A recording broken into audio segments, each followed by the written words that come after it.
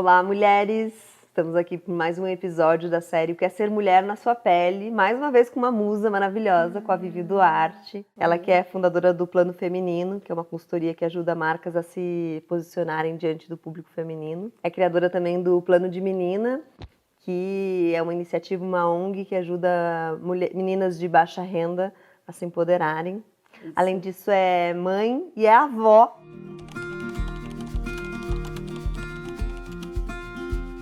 Vamos começar por isso, assim, né? Você disse que toda mulher tem um plano. Qual é o seu plano?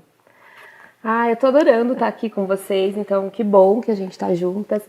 O meu plano é fazer a diferença. Eu acho que desde pequena eu sempre fui muito envolvida no terceiro setor, sempre gostei muito de gente e a gente vai se construindo, né, para entender isso. Eu entendi depois dos 30 anos, eu estava em multinacional, já tinha uma carreira consolidada, já era gerente de marca.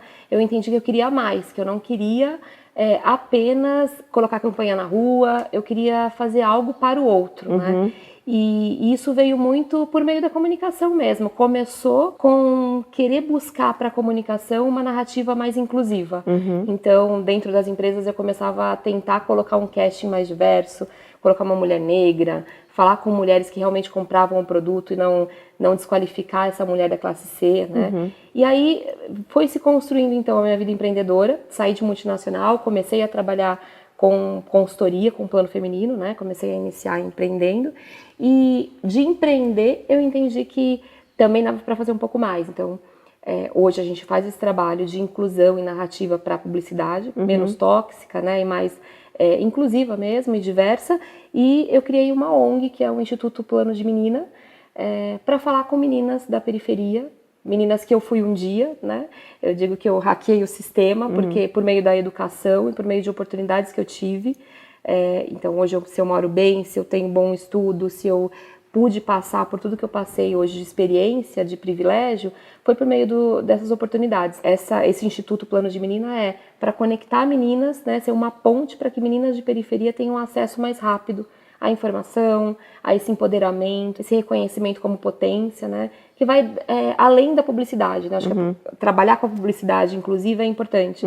Mas quando você toca uma vida aí diretamente e vê essas meninas se transformando como a gente vê no plano de menina, para mim é uma riqueza incrível. Então, o meu plano hoje é poder 100% estar no Instituto. Estou trabalhando com essa transição para daqui uns 5 anos eu ter só um Instituto como missão mesmo de vida, que é o que eu tenho buscado hoje. Quais são os principais desafios de você trabalhar com a representatividade da mulher com grandes empresas, na publicidade, né? Eu sei que a gente vive num país extremamente machista ainda, né? Opressor, em que ser mulher ainda é um desafio, né? E como é trabalhar com inclusão e representatividade dessas mulheres com grandes empresas e na publicidade tradicional? Gente, é um desafio mesmo, todos os dias, porque a gente é muito convidada a criar peças empoderadoras, né? Então, algumas marcas ainda não entenderam esse movimento de importância de dentro para fora, de valorizar a mulher, né? E entender que a mulher é 85% do poder de compra do mercado, né? Que falar com a mulher não é romance, tô sendo boazinha, quero fazer uma campanha empoderada, né? Falar com a mulher é inteligente, porque é a gente que decide, a gente que tem o poder de compra na mão. A gente decide a cor do carro da família, o modelo, o bairro que a gente vai morar. Então a gente tem esse poder que é invisibilizado, né? Então a gente tem muita estratégia no sentido de levar números, de mostrar que realmente falar e dar voz à mulher de uma forma honesta, né? Sem estereótipos, sem esse machismo carregado, traz lucratividade para a empresa. Então é muito sobre números, a gente mostra pesquisas Nielsen, pesquisas que a gente encomenda para falar com esses executivos, né? De que não é um assistencialismo, não é romance, é resultado e todo mundo ganhando, né? Hoje existe um movimento de empowertising, que é um movimento que está muito lá fora ainda, mas que está chegando no Brasil, né? Ainda tem algumas marcas que se aproveitam para... É como o greenwash, né? Se aproveitam para pintar a campanha de feminista ou empoderada, mas ainda não trabalha efetivamente uma causa, né, de frente, assim. Mas ainda existe esse movimento que é muito forte chegando, que é a marca entender que precisa ser honesta com as mulheres. De dentro para fora, De dentro para fora, precisa ter iniciativas positivas, então a gente tem parceria com a ONU Mulheres, né? Nossa empresa é signatária da ONU, então a gente leva as marcas a entenderem iniciativas positivas de dentro para fora, que podem fazer a marca ganhar reputação, valor de marca. Então é muito sobre números. A gente o tempo inteiro procura levar a exata, né, para a mesa, porque a gente é subestimada, né, até como empreendedora. Você chega e você encontra executivos que te falam assim, tá, vamos lá, o que é esse negócio de empoderar a mulher aí? O que elas estão querendo? A gente vai fazer uma campanha bacana, então. Vamos colocar gorda, vamos colocar preta, porque se é isso que as mulheres querem, se é isso que dá like... E a gente fala, não é só sobre isso, né? É sobre o valor da tua empresa também. Se você não começar a ser uma marca inclusiva e com propósito, você vai perder valor, inclusive, na bolsa.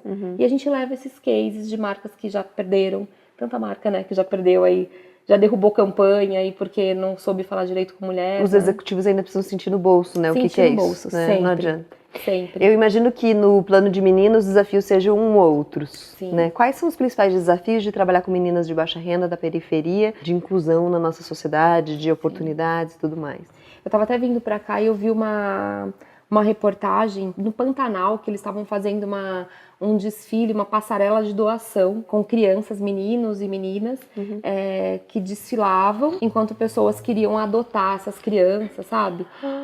Então assim, eu achei tão surreal. Eu vim pra cá pensando como a gente ainda tem dificuldade de entender a questão de falta de privilégio no Brasil, né? O Brasil é um país tão racista, tão machista, tão excludente, ainda tem esse 1% de pessoas privilegiadas que não querem sair do seu privilégio, né? E expor as pessoas sem privilégio de uma forma como essa, né? Ou desfila aí pra eu ver se você anda bem, se você tem um cabelo bom, se seus dentes são bons, parece muito na época da escravatura, né? Sem dúvida. Se eu posso te levar pra casa. Com as meninas da periferia, o trabalho do plano de menina é muito de potencializar essa menina, de não contar a história triste. Né? A gente vê muitas ONGs internacionais hoje no Brasil se usando de histórias tristes, de menina com o nariz escorrendo, com um fundo caótico, né? E doe R$2, ajude uma menina a ter um futuro. Então, o plano de menina não é sobre isso. O plano de menina é sobre potência da menina da periferia. Não importa de onde ela veio, importa onde ela quer chegar. E a gente vai fazer ela chegar. Então, a gente já chega dentro dessa comunidade colocando a autoestima dela pra cima. Porque quando a gente chega, ela tá esperando exatamente isso. Mais uma ONG, mais um projeto que vai vir aqui e eu preciso contar minha história triste, eu preciso abrir minha geladeira. É meio que o Gugu do terceiro setor, sabe? Essas ONGs, né? Tipo, chega lá, mostra uma história, uma desgraça. O plano de menina é potência, é mostrar a felicidade dessa menina da periferia, é ela encontrar na periferia um lugar pra florescer e ela puxar outras meninas. A gente é essa ponte pra elas, né? Você tem valor, a gente vai te ajudar a ser mais potência e você vai ocupar um espaço que seja seu, que você esteja feliz, né, e produtiva e ajudando a sua comunidade. Hoje ela tem um curso de 8 meses dentro do plano. Esse curso ela tem aulas com diretoras de escola, com promotoras de justiça, juízas, psicólogas, jornalistas. Elas têm aulas de todas as competências de skills, então desde hard skills, que são cursos técnicos de programação, né, curso técnico de marketing, né, Excel, Photoshop, até os soft skills, que é inteligência emocional, educação financeira, autoestima, como ela vai lidar com essa questão de diferença, né.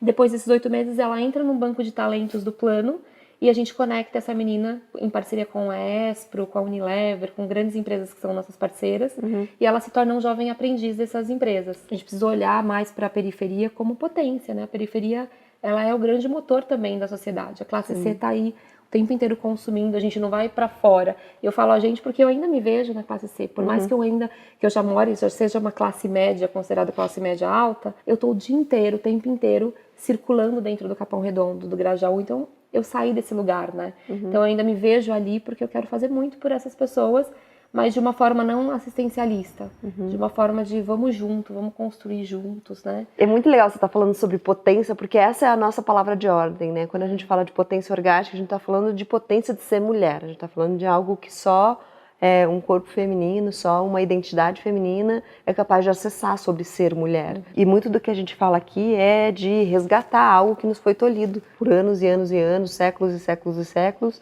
de se reconectar com o nosso corpo, com o que a gente tem, que é só nosso. Afinal, se a gente tem uma coisa neste mundo, nessa vida, é um corpo, né? Ainda que até isso eles tentem nos alienar. E eu quero entender um pouco como foi a tua relação com as suas ancestrais, e você é vó de uma neta, Luísa, né? Como você enxerga essa potência feminina na tua história? A potência feminina na minha história fez toda a diferença para quem eu sou hoje, porque eu sou de uma família, né, de periferia, era um lar de mulheres muito fortes, então eu fui muito inspirada pela minha mãe, pela minha avó, mulheres empreendedoras, sacoleiras mesmo. Ia muito com a minha avó, com a minha mãe pro Brás, as via negociando para comprar doce, para revender ou roupa. Cada semana elas tinham um negócio, né? E uma potência muito grande. Então, realmente essa palavra é muito forte porque me inspirou a não olhar para o caos de uma forma destrutiva, mas elas sempre enxergavam possibilidades, né? Então, mesmo que a gente não tinha que jantar, que acontecia algumas vezes, elas arrumavam um jeito. Então a gente sabia que não tinha nada na geladeira, mas de repente elas tinham um plano e de repente a mesa estava cheia, sabe? Então eu descobri com elas essa questão da potência feminina, né, de realizar.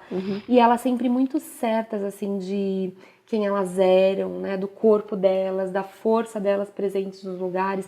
Então eu lembro que às vezes eu era convidada para um lugar que eu achava que não me cabia. Minha mãe foi e é ainda, né, minha grande coach, assim, né. Eu tive em Londres o ano passado para fazer uma palestra, eu estava muito insegura com o meu inglês e eu falei com ela falou: "Ué, não tô entendendo. Como assim? Não, você vai, né?" E sempre foi assim, eu ganhava uma bolsa para um curso em escola particular e assim, a roupa, tudo você se sente não pertencente do lugar, né? E ela ia comigo e ela me empoderava e ela falava, não, você vai estar aí, porque o que importa é a tua cabeça, é o que você quer ser. Você não quer ser jornalista? Então você vai ter que estar aí e vai estar com a cabeça erguida. Então ela sempre falou isso pra mim. E eu sempre trouxe muito isso para todos os lugares, né? É óbvio que a gente vai mudando, né? Vai mudando de status e os desafios são diferentes. Mas ainda assim, todos os lugares a gente precisa ter aquela autoestima para chegar com o teu corpo, com o teu cabelo, né? Eu falei para vocês, cheguei agora com meu cabelo, cortaram com meu cabelo tá mais curto, não sei o quê. Em todo momento a gente vai ter uma certa insegurança, a gente não é desconstruidona o tempo inteiro. E essa relação com a minha mãe e com a minha avó me fortaleceu desde cedo a ter essa autoestima. Então eu acredito muito que a autoestima ela é uma ferramenta muito potente, muito forte para que a gente se construa. Até porque nós mulheres a gente nasce com um monte de padrão, rótulo, que você tem que ser, que tipo de corpo que é o mais aprovado, tipo de cabelo. Então eu aprendi muito com elas a ter essa autoestima e a perceber quando tá alguma coisa, opa, isso daí não. E voltar para os trilhos para poder ter a minha caminhada, ocupar meu espaço, sem achar que aquele lugar não me pertence. E eu até passo todos esses ensinamentos que eu tive com a minha avó, com a minha mãe, para as meninas do plano de menina também. Incrível. Esse é outro tema que a gente fala muito aqui, né? Falar sobre autoestima e que a autoestima não dependa só do espelho, né? Porque o espelho, né, esse lugar do espelho é sempre a gente querer corresponder a um padrão que é hipotético, que é impossível de você acessar, né? Mas como é que você resgata uma autoestima do âmago, né, de um lugar de dentro, né, de você entender de fato seu plano, sua missão, né, de onde você tira a energia para viver e sobreviver, né? Sim, acreditar. Acho que parte de realizar os meus planos, e eu acredito que de toda mulher, de toda pessoa, é você ter autoestima para acreditar naquilo que você sonha, naquilo que você aspira, sabe? Porque muitas vezes você tem até vergonha, às vezes muitas mulheres nos coaches, nas mentorias que a gente ministra, que tem vergonha de dizer qual é o caminho que ela quer trilhar dentro do mundo corporativo, por exemplo. Então assim, não quero falar que eu quero ser o CEO, né? Não, CEO é muita coisa pra mim, né? Não, tudo bem, tô satisfeita aqui. E aí você vai dando ferramentas e trabalhando a autoestima, ela fala, não, eu gostaria de ter um plano de carreira que eu chegasse aqui. Tá, então como a gente vai trabalhar para isso, né? Então, a autoestima ela faz toda a diferença para você realizar, para você fazer acontecer na tua vida. E independe, né? Acho que é muito mais realmente, como você falou, da estética. É uma coisa de dentro para fora, né? E agora eu queria aliar um pouco de potência, autoestima e a tua história pessoal, né? Como foi nessa tua relação, né, com a sua mãe, com a sua avó, com as mulheres da sua família, esse aprendizado sobre o que é ser mulher, sobre rituais de passagem, sobre ciclo menstrual, sobre sexualidade? Você teve alguma educação nesse sentido?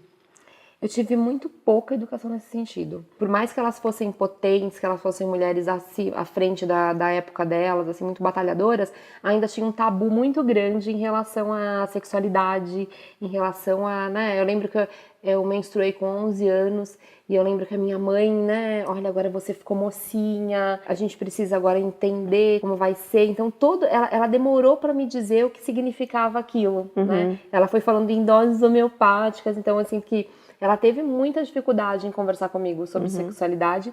Houve essa conversa depois com os 13 anos, mas sempre com aquele medo de abertura, né? De repente me estimular. Então eu sentia que se ela tinha medo de me falar e me estimular para sexualidade. Então ela sempre falava, mas não tá na sua hora ainda de ter sexo, de ter relação sexual. E você tem que tomar cuidado porque você quer realizar seus planos. Então era sempre aquele medo, você quer realizar seus planos, você é jornalista, né? Então você precisa tomar cuidado porque agora você menstruou e agora qualquer tipo de relação, que se você tiver uma relação sexual e engravidar, acabou os seus planos. Então era muito na base daquele medo, né? É muito uma proteção, uma falta de informação também. E esse tabu, né? De como falar de sexo e tal. Mas a minha mãe, ela trouxe informações importantes, como preservativo, né? Como utilizar, tudo isso de uma forma, né, mais restrita, né? De uma forma um pouquinho mais cuidadosa ali no jeitinho dela. Mas ela me trouxe essas informações que foram importantes para eu, né, me situar e entender ali né, como que eu seguia aí como mulher, né? Você acabou se tornando mãe com 19, 20 anos. Com 20 anos. Como foi a chegada da maternidade para você nessa época? Foi um susto muito grande. Eu fiquei muito nesse pensamento, né? Como que eu vou fazer? E a minha faculdade?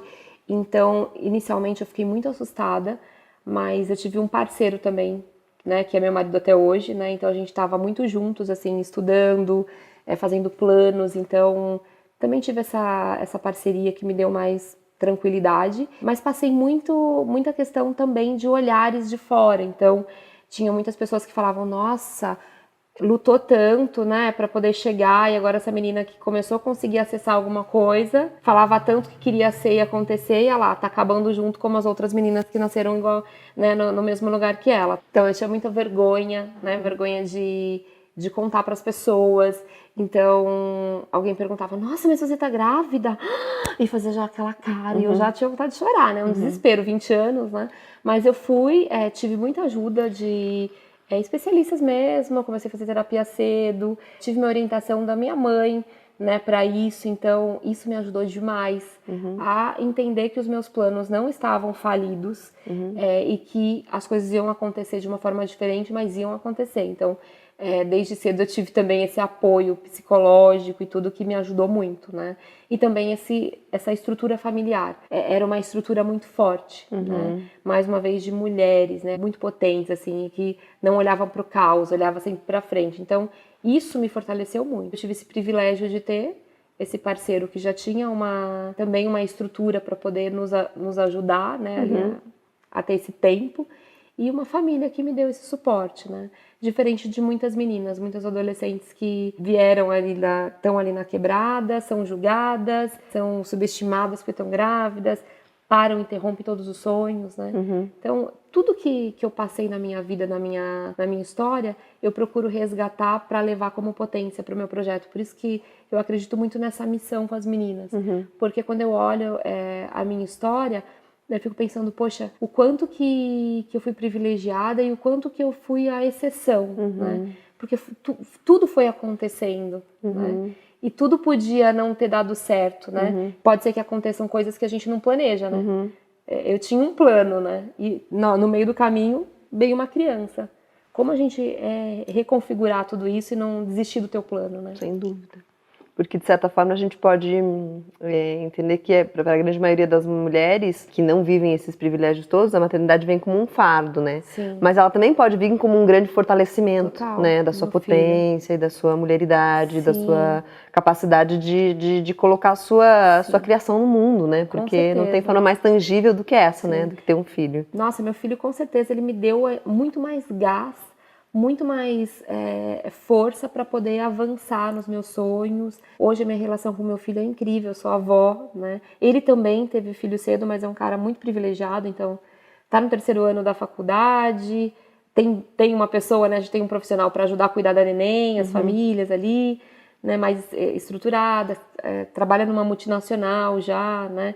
Então olha o quanto, né, que esse privilégio que ele pôde acessar, e eu sempre falo isso pra ele. Como ele nasceu numa bolha diferente, não tem noção do que é morar onde eu morei, do que é, né, eu falo assim, pular as enchentes que eu pulei, os buracos, né, saquinho de plástico no pé para descer rua sem asfalto e chegar minimamente ok para trabalhar, né. Ele não tem não faz nem ideia. Eu conto e ele fica assim, nossa, mamãe, eu não consigo nem imaginar, né. E eu o levo para poder acessar alguns bairros e ver, e ele fica, putz, então o tempo inteiro eu também quero que ele fure a bolha desse privilégio dele e tenha empatia, né?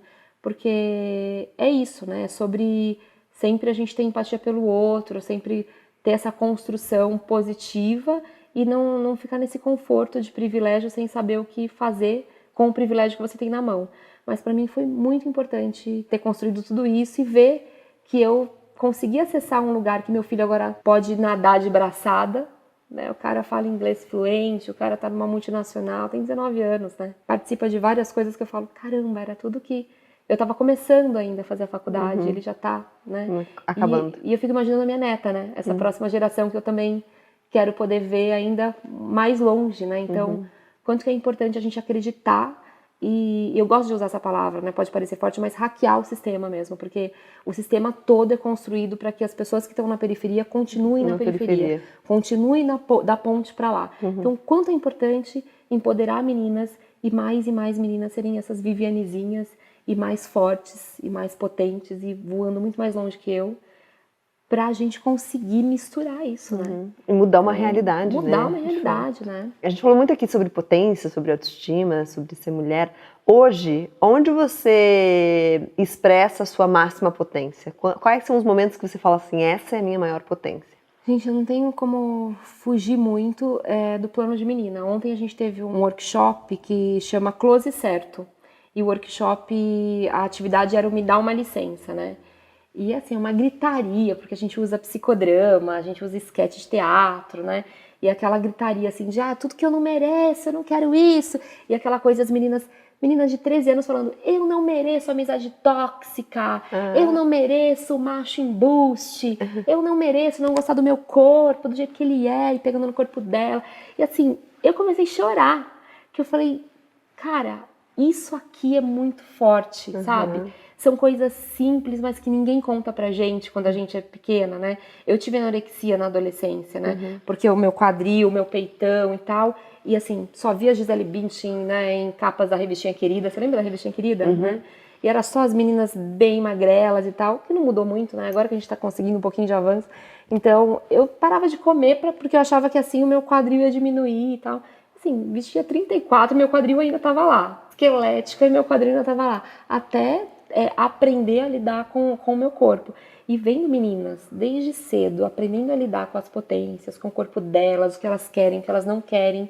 Então a gente faz o exercício de o que é negociável, o que é inegociável nesse workshop. E elas falando, é inegociável pra mim uma amiga que me ponha pra baixo, é inegociável um cara que queira a senha das minhas mídias sociais. Imagina o que é essa menina, gente, né? Imagina essa menina. Desde muito cedo, né? Essa Tendo mulher, essa clareza de então, limite, assim, né? Sim, então assim, o auge da minha potência tá ali, promovendo isso com elas. E também, o que eu tô me descobrindo agora, eu, individual, né? Porque eu tô sempre em coletivos, né? É trabalhar o meu tempo. Então, eu tenho muito discutido isso, de não chegar na minha exaustão, né? Porque a gente faz muita coisa e às vezes a gente se esquece. Então, hoje eu tô tendo muita alegria e felicidade em estar sozinha, ter um momento sozinha comigo, em ter o meu tempo de tomar meu vinho, ou de ir sozinha para um resort e ficar lá, e ter esse tempo pra mim. Eu brinco muito que eu tenho 40 anos, mas eu sinto que eu tenho 120. Porque eu... Já viveu tanta coisa? Gente, né, pra ocupar o lugar, né, pra estar aqui sentada com você, falando sobre essas histórias, eu fiz tanta coisa já, né? Mas, então, assim, eu me sinto tão, às vezes, cansada, né? Então a gente precisa falar disso também, né? Que é importante a gente ter um tempo pra gente não fazer nada. E que isso é potente. Isso é potente. Então eu tô muito desconstruindo essa coisa de fazendo, mas também chamando atenção pra mim, Vivi, seu tempo, né? E esses últimos meses eu tenho me dedicado a ter esse meu tempo e também tenho acreditado que isso tem sido uma potência muito grande para eu poder ressignificar, energizar, né? E dentro desse tempo pra mim, né? Óbvio, tempo pra transar, né? Pra estar com o meu parceiro, tempo pra curtir, porque nessa vida também de realização workaholic, você às vezes esquece até de ir ao banheiro. E também essa questão de sentir prazer, você acha sempre que tem, não é a hora pra isso agora, preciso focar aqui. Empreender é assim, boleto o tempo inteiro chegando, é conta o tempo inteiro, né? Então eu sempre quero ter esse tempo para eu poder curtir, para eu poder namorar, né? E cuidar da minha relação, né? Com o outro, né? Com o meu parceiro, não abafar isso. É importante a gente transar, é importante gozar da vida. A gente não precisa só olhar para plano de ação, eu quero ter um plano, quero realizar. Coisas simples fazem a gente, né? Também, né, ser feliz e, né, ter essa energia também até para realizar mais, né? Muito, sem dúvida. Prazer é fundamental, é muito motivador, eu acho, assim, né, pra vida. Eu quero fazer agora pra você a pergunta mais simples e ao mesmo tempo a mais difícil, eu acho que dessa conversa aqui. Afinal, o que é ser Viviane Duarte na sua pele? O que é ser mulher na sua pele? Nossa, ai meu Deus. A gente foi conversando e eu fui lembrando de todas as coisas, vem vindo flashes, assim, da Viviane, né? Desde pequenininha, vendendo bolo, assim, com a minha avó, até agora. Então, eu até me emociono. Então, assim, ser Viviane Duarte na minha pele é ser uma mulher que acredita, né? Uma mulher forte. Eu olho assim e falo, caramba, quanta coisa você já fez, né? E quanto que eu me orgulho de você, né? Eu gosto muito de conversar comigo, assim, de frente ao espelho, assim, e às vezes eu olho e nem acredito. Eu falo, caramba, a gente indo pra esse lugar. E às vezes eu chego num lugar e as pessoas estão muito ali afoitas pra conversar comigo. Eu falo, oi, tudo bem, né? Porque eu continuo sendo uma pessoa muito pé no chão, muito transparente, assim, com os meus valores, né? Mas eu cheguei e tô indo para lugares, a gente ainda tem muita coisa para realizar. A gente foi convidado agora para junho e julho fazer parte de um projeto muito bacana com a ONU, né? Para fora do Brasil. Então, assim, tem muita coisa legal acontecendo. Então, eu vejo que ser Viviane na minha pele é ser uma mulher corajosa, uma mulher potente e uma mulher possível também, sabe? A gente vê tanta coisa, né? Às vezes com mídias sociais as coisas sobem a cabeça. Você vê uma pessoa que tava super numa linha ali e de repente fala uma coisa que você fala, caramba, como assim, né? Então ser Viviane Duarte na minha pele é ser essa mulher corajosa, que acredita, que não tem medo, né? De ir atrás dos seus sonhos. Ai, gente, que delícia de papo, que orgulho também. ter você aqui. Obrigada. Obrigada. Quero mais Vivi Duarte aqui na Prazer é Ela, quero fazer planos com você. Vamos, planos também, femininos, planos de mulher, planos de menina. Sim, vamos fazer. Obrigada, gente. Obrigada por aceitar o convite. Adorei. Amei.